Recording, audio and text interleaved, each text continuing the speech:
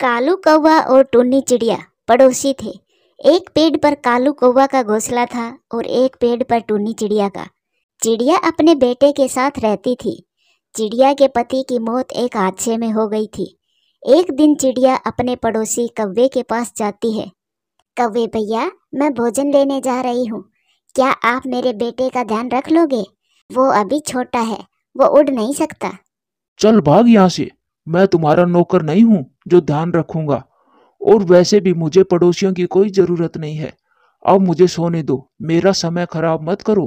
कौवे भैया, पड़ोसी ही एक दूसरे का मुश्किल समय में सहारा होते हैं। मुश्किल समय में एक दूसरे की मदद करते हैं, दुख और सुख के साथी होते हैं। आप ऐसा क्यों बोल रहे हो? मुझे किसी से कोई काम नहीं है और ना ही पड़ोसियों से कोई दोस्ती करनी है। अब जाओ यहाँ से। चिड़िया वापस चली जाती है। वो अपने बेटे को अपने ऊपर बैठाकर अपने साथ ही ले जाती है। चिड़िया उड़ती हुई जा रही थी कि उसने घने जंगल में एक बूढ़ा पक्षी नजर आता है जो दर्द से कराह रहा था। कोई मेरी मदद करो, कोई है? कोई मेरी मदद करो, मैं मुश्किल में हूँ। चिड़िया वहां जाती है। वो अपने बेटे को एक तरफ बैठाती है। माँ जी, क्या हुआ? आप क्यों रो रही हो? बेटी, मैं ये भोजन लेकर आ रही थी कि मेरे पाँव पर चोट लग गई। बहुत दर्द हो रहा है, मुझे थोड़ा सा पानी पिला दो, मैं बहुत प्यासी हूँ। माँ जी, मैं अभी आपके लिए पानी लेकर आती हूँ। कुकू बेटा, आप इधर ही माँ जी के पास बैठे रहना, मैं अभी आई। मम्मा, जल्दी आना, मुझे डर लगेगा।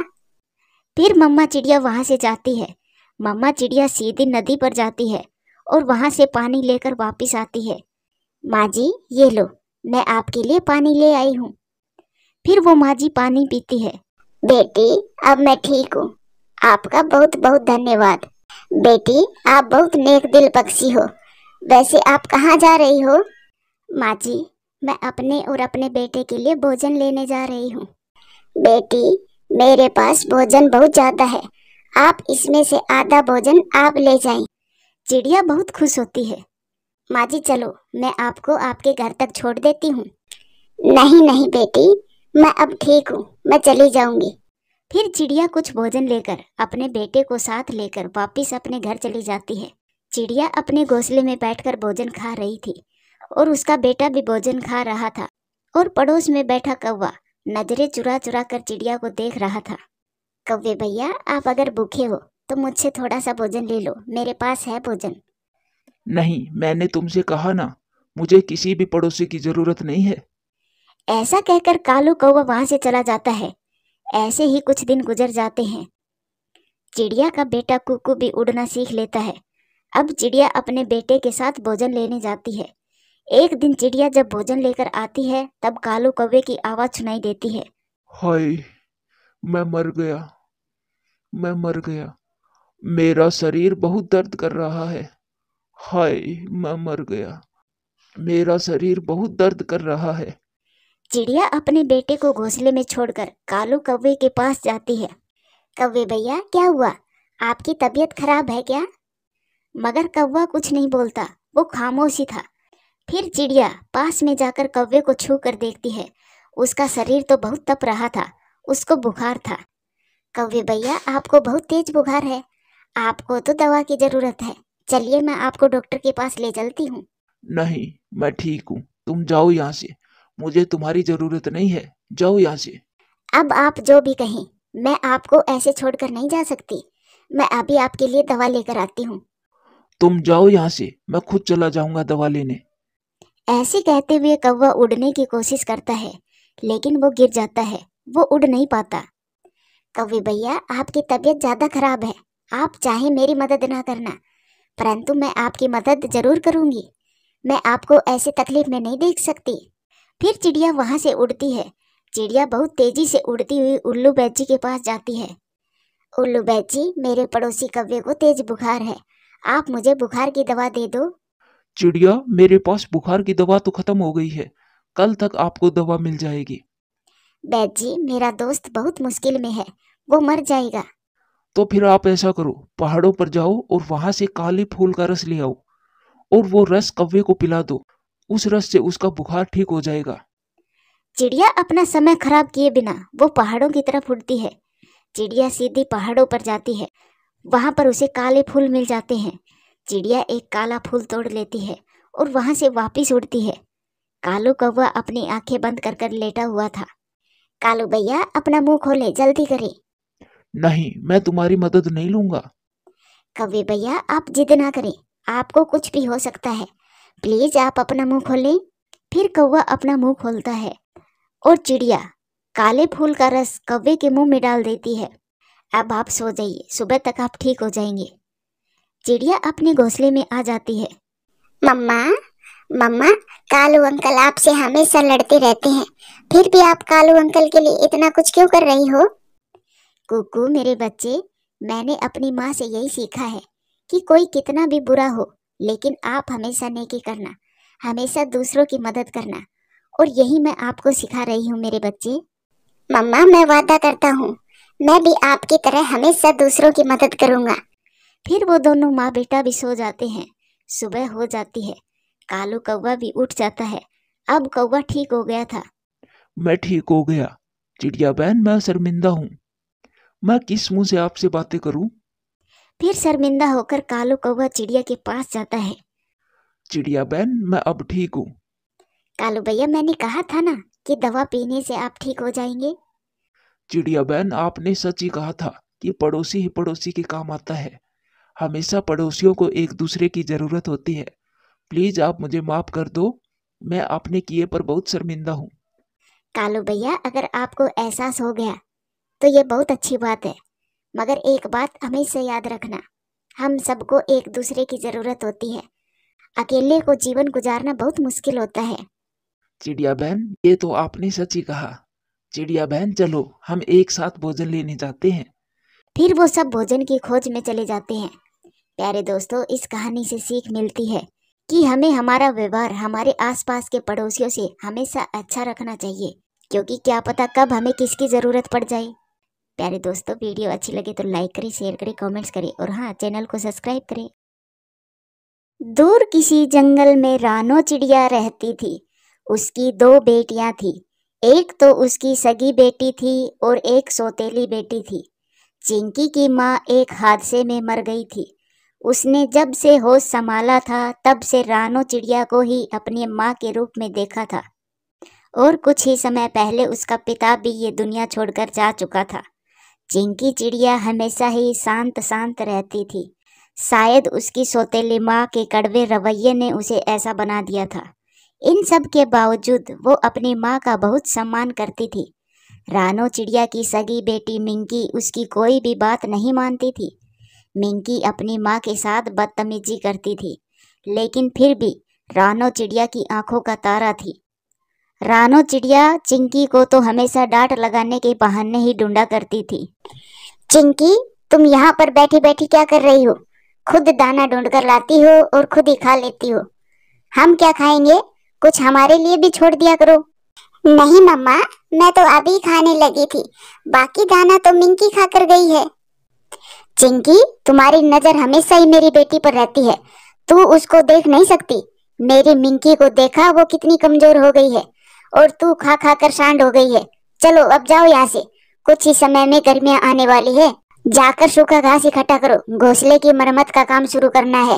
मम्मा, मिंकी को भी भेज दो मेरे साथ, हम दोनों बहनें मिलकर जल्दी काम खत्म कर देंगे और सूखी घास भी ज्यादा लाएंगे। नहीं, मिंकी नहीं जाएगी तुम्हारे साथ। मेरी बेटी इतनी नाजुक सी तो है, वो ऐसे काम नहीं कर सकती। तुम अकेले ही जाओ, वो काम पर नहीं जाएगी। फिर चिंकी बेचारी अकेले ही घास लेने चली जाती है। वो सूखा घास इकट्ठा करते करते थक जाती है और वो नदी के पास एक पेड़ के नीचे आराम करने बैठ जाती है और उसकी आंख लग जाती है। तभी वहां पर टूनी चिड़िया आ जाती है।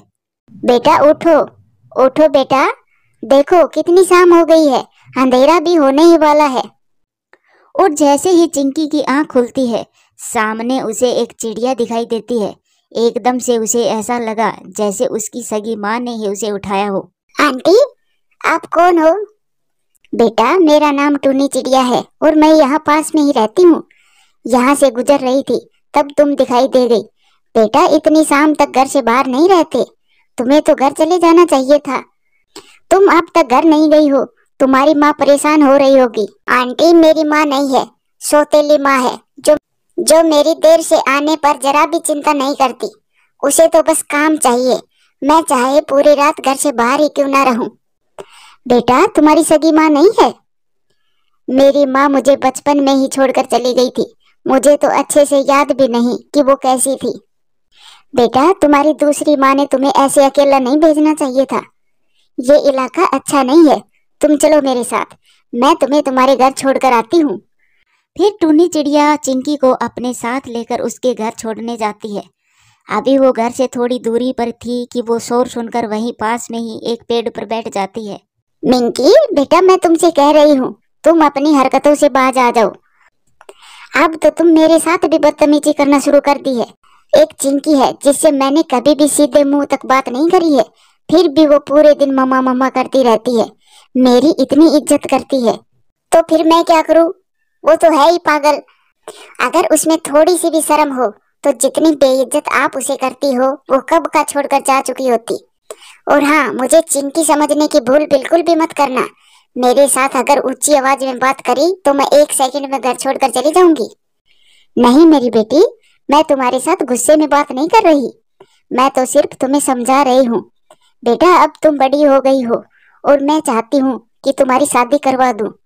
इसके लिए बेटा तुम्हें खुद को थोड़ा बदलना होगा। मैं नहीं बदलने वाली किसी के लिए, और शादी ही करनी है तो चिंकी की करिए ना, वो मुझसे बड़ी भी है और समझदार भी। बेटा मैं उसकी शादी कभी भी नहीं करूंगी, क्योंकि अगर वो चली गई तो फिर मेरा ख्याल कौन रखेगा। मैं तो बेटा बस तुम्हारी ही शादी के सपने देख रही हूँ।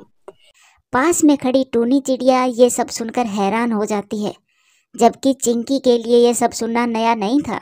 वो तो सब बातें पहले भी कई बार सुन चुकी थी। टूनी चिड़िया चिंकी को वहीं छोड़कर अपने घर चली जाती है। आ गई महारानी, इतनी देर कैसे लगा दी? कर रही होगी मनमानियां। और देखो सूखा घास बस इतना सही लाई हो।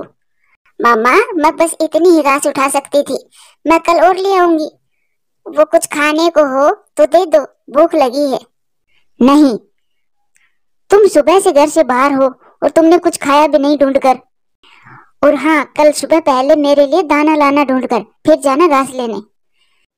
दूसरी तरफ टूनी चिड़िया अपने घर में परेशान बैठी थी। उसके सामने चिंकी का मासूम चेहरा और उसकी माँ की बातें हट ही नहीं रही थी। मामा आप क्यों परेशान हो? आप सो क्यों नहीं रही? कुकू बेटा मैं तुमसे कुछ बात करना चाहती हूँ।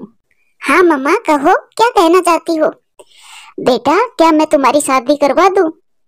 लेकिन मम्मा अचानक से, वो क्यों, क्या हुआ? फिर टूनी चिड़िया कुकू को चिंकी के बारे में सब बता देती है। लेकिन मम्मा अगर चिंकी की माँ उसके साथ इतना बुरा बर्ताव करती है तो वो घर छोड़कर क्यों नहीं चली जाती? कुकू बेटा मुझे चिंकी की यही बात तो अच्छी लगी है, उसकी सौतेली माँ का रवैया उसके साथ इतना गलत है, फिर भी वो उसकी इज्जत कर रही है। तुम सोचो वो कितनी अच्छी है। बेटा तुम कितने भाग्यशाली होगे जब वो तुम्हारी पत्नी बनेगी। मामा मुझे तो कोई ऐतराज नहीं है, लेकिन उसकी माँ कभी भी नहीं मानेगी हमारी शादी के लिए। आपने अभी बताया कि वो उसकी शादी नहीं करना चाहती। हाँ बेटा, लेकिन मैं कुछ तो करूंगी, मैं चिंकी के साथ और ज्यादा जुल्म नहीं होने दूंगी। और उधर चिंकी चिड़िया पहले तो अपनी माँ और बहन को दाना ला कर देती है और फिर सूखी घास लेने चली जाती है। चिंकी बेटा तुम आज फिर सूखा घास लेने आई हो, ये लो मैं तुम्हारे लिए दाने लाई हूँ, आओ तुम इन्हें खा लो। आंटी आप क्यों परेशान हुई हो, मैं कुछ न कुछ ढूंढ कर खा लेती। चिंकी बेटा माओ को इनकार नहीं करते। आंटी क्या सगी माँ ऐसे ही अपने बच्चे की परवाह करती है? हाँ बेटा, लेकिन बेटा मेरी नजर में जो भी माँ होती है उसे सौतेले और सगे में फर्क करे बगैर प्यार करना चाहिए। और जिसका बच्चा तुम्हारे जैसा हो वो तो अपने आप को भाग्यशाली समझे। चिंकी बेटा मेरा एक बेटा है, उसका नाम कुकू है, वो भी तुम्हारे जैसे ही सुंदर है और समझदार भी। मैं अब उसकी शादी करना चाहती हूँ। ये तो बहुत अच्छी बात है आंटी, और मैंने उसके लिए एक सुंदर सी चिड़िया भी ढूंढ ली है, वो तुम हो मेरी बेटी। लेकिन आंटी आप तो जानती है मेरी मम्मा कभी भी नहीं मानेगी। बेटा अगर वो नहीं मानती तो ना सही, अब तुम भी तो बड़ी हो गई हो, अपने फैसले तुम ले सकती हो। लेकिन आंटी मैं उनको निराश नहीं करना चाहती, वो मेरे सामने मुझसे प्यार नहीं करती, लेकिन उसको ये तो एहसास है कि मैं उसकी सगी बेटी से ज्यादा उसका ख्याल रखती हूँ और मैं उनका ये विश्वास कभी भी नहीं तोड़ूंगी। बहुत अच्छा चिंकी बेटा, मुझे तुमसे यही उम्मीद थी। मैं तुम्हारी माँ को मनाऊंगी। और फिर टूनी चिड़िया अपने घर और चिंकी अपने घर चली जाती है। अगले दिन टूनी चिड़िया रानो चिड़िया के घर आती है। बहन जी, मैं यहाँ पास में ही रहती हूँ। मेरा एक बेटा है, वो बहुत समझदार और सुंदर है। मैंने आपकी बेटी को देखा था, मुझे वो पसंद आ गई। मैं चाहती हूँ कि मेरे बेटे की शादी आपकी बेटी से हो। हाँ हाँ बहन, मेरी बेटी बहुत सुंदर है। मैं अभी बुलाती हूँ। मिंकी, मिंकी इधर आओ। नहीं बहन, मैं चिंकी की बात कर रही हूँ। क्या? लेकिन चिंकी अभी शादी नहीं करना चाहती। आप मिंकी को देखना, वो चिंकी से भी ज्यादा सुंदर है। लेकिन मुझे तो चिंकी ही पसंद है। तो फिर आप जा सकती हैं। लेकिन बहन, वो भी तो आपकी बेटी है। वो आपका इतना ख्याल रखती है, मिंकी से ज्यादा आपकी इज्जत करती है। अच्छा, तो ये चिंकी के बच्ची घास लेने के बहाने से तुमसे जाकर मिलती है और हमारी बुराई करती है। नहीं बहन, आप गलत समझ रही हो। ये सब चिंकी ने मुझे नहीं बताया। मैं सब समझ चुकी हूँ, आप चली जाओ यहाँ से। फिर टूनी चिड़िया वहां से चली जाती है। आ जाए ये चिंकी की बच्ची, उसे तो मैं समझाती हूँ। वो ऐसे सोच ही रही थी कि एक पत्थर आकर उसके पंख को लगता है और उसका पंख जख्मी हो जाता है और वो जोर जोर से चिल्लाने लगती है, मिंकी, मिंकी, मिंकी जल्दी से आओ। और मिंकी गुस्से में आती है। क्या बात है, आप इतना क्यों चिल्ला रही हो? मैं अभी अपनी सहेलियों के साथ जाने ही लगी थी। मिंकी बेटा, मेरा पंख जख्मी हो गया, मुझे चोट लगी है। आपकी तो आदत है छोटी सी बात को बड़ी बनाने की। छोटी सी चोट लगी है, मैं जा रही हूँ। चिंकी आती ही होगी, वो देख लेगी आपको। इतना कहकर मिंकी वहां से चली जाती है। रानो चिड़िया बहुत तकलीफ में थी, लेकिन उसकी बेटी मिंकी उसकी परवाह नहीं करती थी। और फिर चिंकी आ जाती है। मम्मा, मम्मा, ये क्या हुआ आपको? फिर चिंकी जल्दी से उल्लू बैजी के पास जाती है। उल्लू आकर रानो चिड़िया की पट्टी कर देता है और दवा देकर चला जाता है। रानो चिड़िया बहुत ज्यादा शर्मिंदा थी। जिस बेटी को कभी प्यार से देखा ही नहीं, वही बेटी उसको तकलीफ में देखकर परेशान थी, और जो बेटी उसकी अपनी थी वो उसकी परवाह ही नहीं करती थी। चिंकी बेटा, मुझे माफ कर दो। मैंने तुम्हारे साथ बहुत बुरा बर्ताव किया। बेटी, मुझे माफ कर दो। मम्मा प्लीज, आप ऐसा ना कहो। आप मेरी माँ हो और माँ कभी भी अपने बच्चों के साथ जुल्म नहीं करती। फिर अगले दिन टूनी चिड़िया फिर से आती है। आओ आओ बहन, मैं खुद ही आने वाली थी आपकी तरफ। अच्छा हुआ जो आप खुद ही आ गई। मुझे आपका रिश्ता मंजूर है। आप अपने बेटे का रिश्ता मेरी बेटी से कर सकती हो। ये सुनकर टूनी चिड़िया हैरान हो जाती है कि एक ही रात में ये सब कैसे बदल गया। लेकिन वो खुश भी बहुत थी कि उसकी इच्छा पूरी होने वाली है।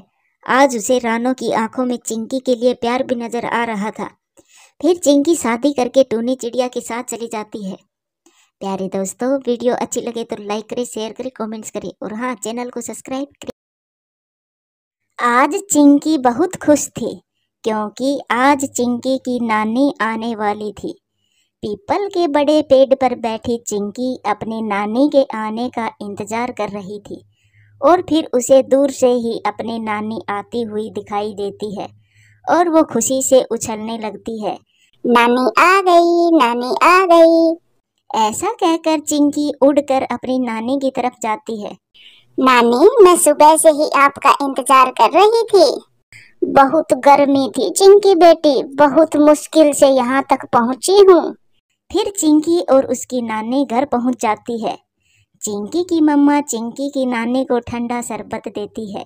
बेटा, बारिश हुए काफी समय बीत गया है, इसीलिए गर्मी बहुत बढ़ गई है और तेज गर्मी में सफर करना बहुत मुश्किल होता है। नानी, नानी, आप मेरे लिए क्या लाए हो? मैं अपनी चिंकी के लिए छोटी सी गुड़िया लाई हूँ। ये कहते हुए चिंकी की नानी अपने थैले से गुड़िया निकालकर चिंकी को दे देती है, जिसे देखकर चिंकी बहुत खुश होती है। माँ, हमारे जंगल में सब पड़ोसी ठीक थे क्या? हाँ बेटी, सब ठीक थे। तुम तो आई नहीं मुझसे मिलने, तो सोचा मैं ही मिलाती हूँ अपनी लाडो से। फिर वो सब ऐसे बातें करते हैं। फिर शाम को चिंकी की मम्मा नानी को खाना देती है। मम्मा, मम्मा आज मैं खाना नानी के साथ ही खाऊंगी। हाँ हाँ, क्यों नहीं मेरी बेटी, मेरे साथ ही खाना खाना। और आज मैं नानी के साथ ही सोऊंगी भी। फिर चिंकी और उसकी नानी खाना खा लेती है। उन दिनों गर्मी भी बहुत पड़ रही थी और मच्छर भी बहुत थे। पहले तो वो सब बैठकर बातें कर रहे थे, मगर चिंकी की मम्मा जब पंखा चलाती है तो वो नहीं चलता। ये क्या हो गया चिंकी बेटी, इस पंखे को भी आज ही खराब होना था। मम्मा, शायद पंखे की मोटर जल गई होगी। मच्छर भी जीने नहीं दे रहे थे।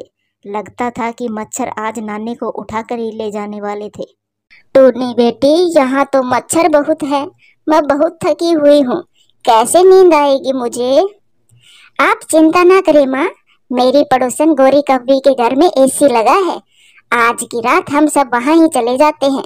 फिर वो सब गौरी कव्वी के घर चले जाते हैं। गौरी बहन, मेरा पंखा भी आज ही खराब होना था। माँ जी आई हुई है, मच्छर तो सोने ही नहीं दे रहे थे, इसीलिए आज की रात हम आपके पास ही रुकेंगे। गौरी कव्वी तो चुप रहती है, मगर कालू कौवा थोड़ा सा गौरी कव्वी से अच्छा था। वो कहता है, हाँ हाँ चिड़िया, ये घर भी आपका अपना ही है। ये कहते हुए कालू कौवा एसी चलाता है। एसी की ठंडी हवा आते ही चिंकी और उसकी नानी तो सो जाते हैं। चिड़िया, मैं चुप इसलिए थी कि एसी का बिल बहुत आता है। मैं तो कभी कभार एसी चलाती हूँ।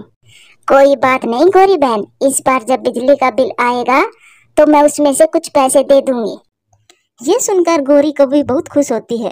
रात गुजर जाती है और फिर सुबह चिंकी की नानी भी वापस चली जाती है और चिंकी और उसकी मम्मा अपने घर में बैठी हुई थी। चिंकी आज बहुत उदास थी। मम्मा, कल इस समय नानी रास्ते में थी, वो हमारे पास आ रही थी। मुझे मालूम है बेटी, आप आज बहुत उदास हो। चिंता ना करो, कुछ दिनों में मैं आपको ले जाऊंगी नानी के पास। ये सुनकर चिंकी खुश हो जाती है। ऐसे ही कुछ दिन गुजर जाते हैं। अब तो हर दिन ही गौरी कव्वी एसी चलाकर सोती थी। उसके पति ने पूछा तो कहने लगी, बिजली का आधा बिल तो वो चिड़िया देगी इस बार, तो फिर हम क्यों गर्मी में मरे। वो अपनी माँ के साथ सिर्फ एक रात सोई थी एसी में, और फिर वो आधा बिल क्यों देगी। तुम चुप रहो, मैं आधा बिल ले लूंगी चिड़िया से। ऐसा कहकर गौरी कव्वी सो जाती है। सारा महीना एसी चलने से इस बार बिजली का बिल तो कुछ ज्यादा ही आ जाता है। गौरी, लो चला लो एसी, पूरे 50,000 रुपए आया है बिल। कहाँ से दोगी 50,000? अब तो तार ही कटेगा तुम्हारा। लाओ ये बिल मुझे दो, मैं अभी चिड़िया के पास जाती हूँ। फिर गौरी कव्वी वो बिजली का बिल लेकर चिड़िया के पास जाती है। चिड़िया, एसी में सोना आसान नहीं है, पूरा 50,000 रुपए बिजली का बिल आया है। गौरी बहन, हम जैसे गरीब पक्षी तो पंखे में ही ठीक है, भला कहाँ से दे पूरे 50,000 बिजली का बिल। अब की बार तो इसमें आधा बिल तुम दोगी। ये सुनकर चिड़िया बहुत हैरान हो जाती है। चिड़िया, इसमें हैरान होने वाली कौन सी बात है। जिस दिन तुम्हारी माँ आई थी एसी में सोने, मैंने बताया तो था तुम्हें।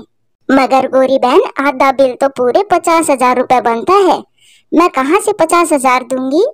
और एक रात का बिल 50,000 तो नहीं होता, मैं आपको 2,000 दे सकती हूँ। मैं तो लूंगी पूरे 50,000, चाहे जो भी हो जाए। मम्मा, इससे तो अच्छा था कि हम नानी को लेकर गौरी आंटी के घर ही ना जाते। मैं अभी कबूतर को बुला कर लाती हूँ, वो ही फैसला करेगा अब। फिर गौरी कव्वी कबूतर के पास चली जाती है और उसे बुला कर ले आती है। चिड़िया को भी बुला लिया जाता है। कबूतर, अब तुम ही फैसला करो। अगर मैं उस दिन चिड़िया को अपने घर से निकाल देती तो कितनी बेइज्जती होती इसकी माँ के सामने इसकी। वो तो ठीक है गौरी बहन, मगर पड़ोसी ही एक दूसरे के काम आते हैं। मैं भी तो कई बार आपके काम आई हूँ। गौरी बहन, 50,000 कुछ ज्यादा है, आप थोड़ा कम करें। इतने पैसे चिड़िया कहाँ से देगी। हिसाब कर ले और एक रात के जितने पैसे बनते हैं मुझसे उतने पैसे ले ले। ये हिसाब तो किसान ही कर सकता है, हम अभी किसान के पास जाते हैं। फिर चिड़िया और कबूतर गौरी को साथ लेकर किसान के पास चले जाते हैं। फिर चिड़िया अपनी बात बताती है और गौरी कव्वी अपनी बात बताती है। अंकल, अब आप ही बताइए, अगर 50,000 रुपए एक महीने का बिल हो तो एक रात के कितने पैसे बनेंगे। कव्वी, अगर तुमने अपनी पड़ोसन चिड़िया पर नेकी की ही है तो इससे 50,000 रुपए ना लो। बल्कि एक रात का बिजली का बिल 1500 रुपए बनता है। और एक रात उस एसी के नीचे 3 हम और 2 ये थे। अब आप मुझे बताइए कि मैं कितने पैसे दूं? ये सुनकर गौरी कौवी थोड़ी डर जाती है, क्योंकि अब उसे पता चल गया था कि अब उसे कुछ भी नहीं मिलने वाला। तो फिर आप उस रात घर में 5 पक्षी थे? हाँ, थे तो 5 ही, 3 ये चिड़िया और 2 हम पति पत्नी। तो फिर चिड़िया के हिस्से में 900 रुपए ही बनते हैं एक रात के। टूनी चिड़िया 900 रुपए देने पर मान जाती है और फिर वो वापस जंगल में आ जाते हैं। ऐसे चिड़िया गौरी को 900 रुपए देकर अपनी जान छुड़वाती है और आइंदा से गौरी के एसी में जाने से तौबा करती है। प्यारे दोस्तों, इस कहानी से सीख मिलती है, अगर किसी पर नेकी करो तो उसे बाद में परेशान ना करो, जैसे गौरी कौवी ने चिड़िया के साथ किया। दोस्तों, वीडियो अच्छी लगे तो लाइक करें, शेयर करें, कमेंट्स करें और हाँ, चैनल को सब्सक्राइब करें। आपका धन्यवाद।